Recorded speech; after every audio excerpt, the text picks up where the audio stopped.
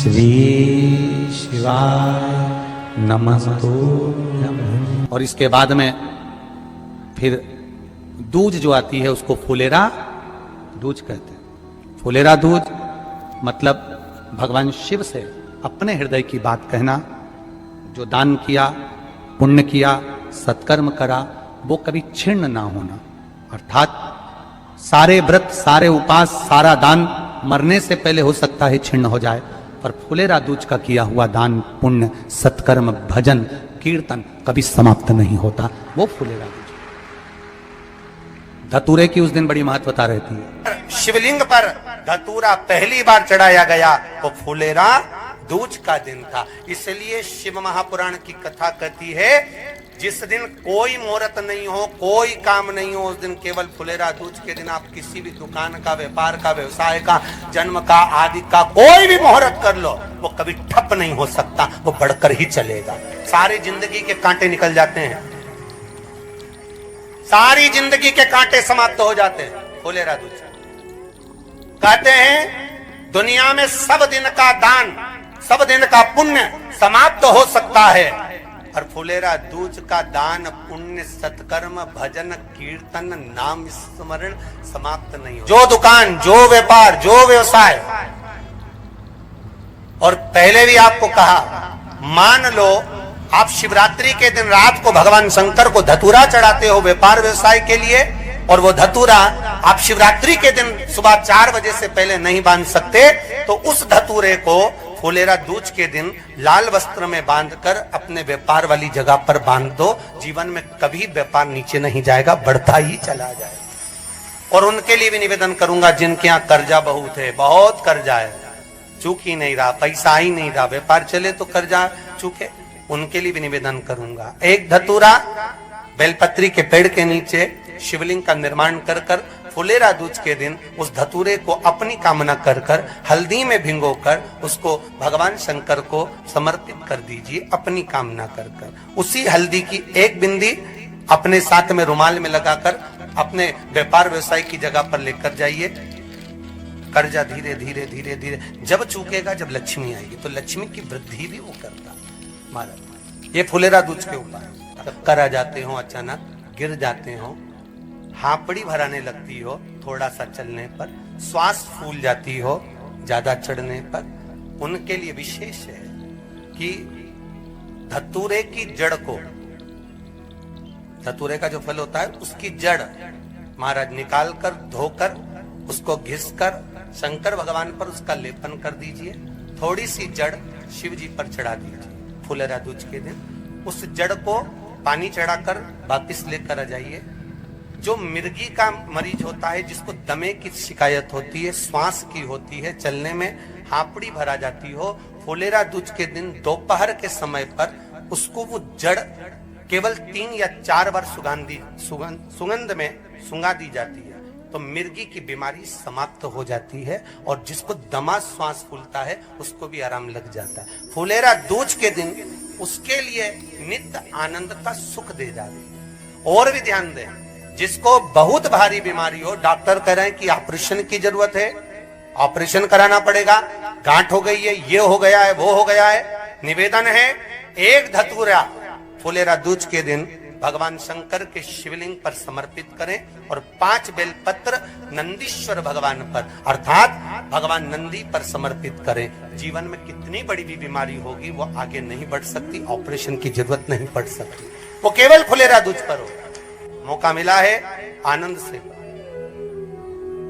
धतूरा होता है विषैला। कैसा होता है? विषैला, बहुत विष होता है धतूरे के अंदर।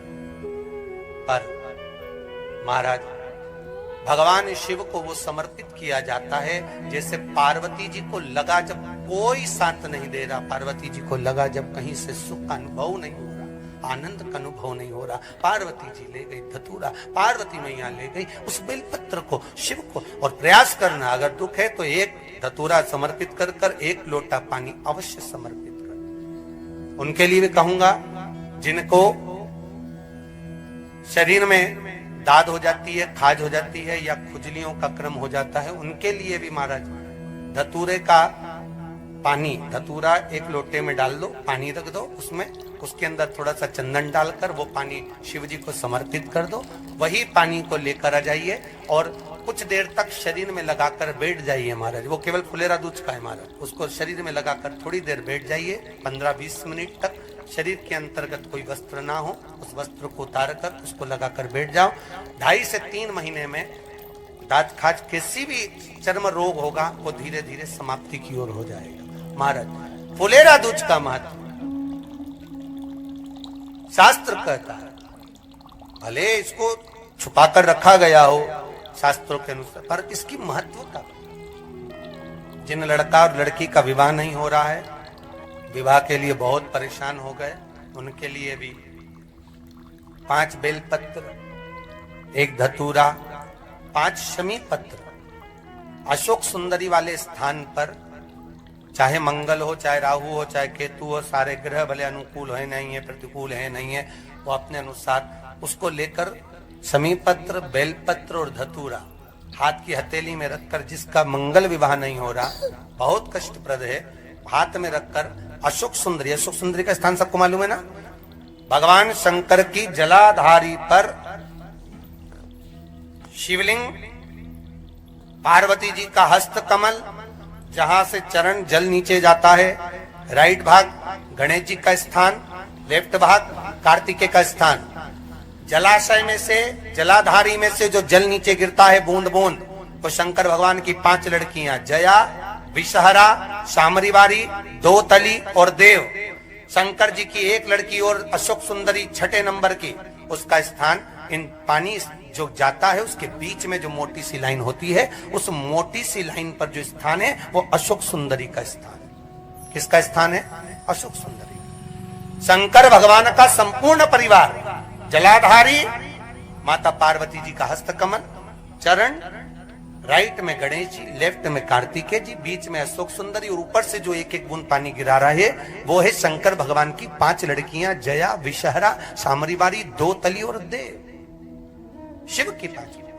तो जिनका विवाह नहीं हो रहा, अशोक सुंदरी वाली जगह पर हाथ में लेकर वो धतूरे के साथ शमी पत्र, बेलपत्र समर्पित करें और बाबा से निवेदन करें, बाबा आपकी कामना पूर्ण, फुलेरा दूज करें। अशोक सुंदरी पर जो धतूरा चढ़ता है, वैसे तो अशोक सुंदरी पर धतूरा बहुत कम चढ़ता है, केवल एक फुलेरा दूज का दिन ही ऐसा होता है जिस दिन अशोक सुंदरी वाली जगह पर धतूरा चढ़ता है। अशोक सुंदरी शिव शंकर जपूं तेरी माला, भोले बाबा जपूं तेरी माला, भोला सब दुख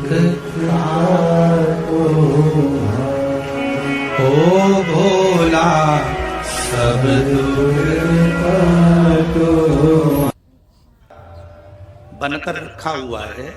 वो मट्टी का घड़ा अग्नि में तपता है तभी तो उसमें पानी रुकता है। अगर मट्टी के घड़े को अग्नि में नहीं तपाया जाएगा, मट्टी के घड़े को अगर अग्नि में नहीं तपाएंगे तो उसमें पानी नहीं भर सकते। वो घड़े में पानी डालो अगर घड़ा टूट जाएगा। घड़े में अगर पानी भरना है, मट्टी के घड़े में अगर जल भरना है तो घड़े को तपना पड़ेगा। घड़ा तपेगा तब उसमें पानी भराएगा। और अगर वो घड़ा तपा नहीं है, ऐसे कैसे ही रखा हुआ है, बस मट्टी का तुमने घड़ा बना लिया, उसको अग्नि में नहीं तपाया, तो उसमें पानी की बूंद पड़ेगी, पानी पड़ेगा और वो गलकर नीचे गिर जाएगा। घड़ा तपता है तब उसमें पानी ठहरता है। दुख जब जिंदगी में आता है तो ये हमको तपाता है। क्यों तपाता है? क्योंकि दुख हमको जो दिया जाता है वो हमें तपाने का काम करता है। जब हम अच्छे से तप जाते हैं उसके बाद में जो सुख आता है तो हमारे इस मन में, बुद्धि में, चित्त में वो सुख टिक पाता है। नहीं तो अगर हम कच्चे घड़े होते तो सुख भी बिखर कर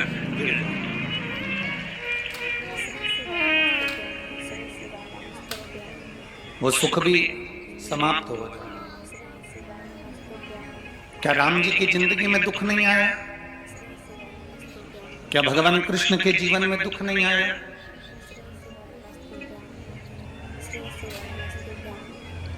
ऐसा कौन मृत्यु लोक में जन्मा, ऐसा संसार सागर में कौन जन्मा जिसके जीवन में दुख नहीं आया? परमात्मा के जीवन में भी दुख सम्मुख में आया।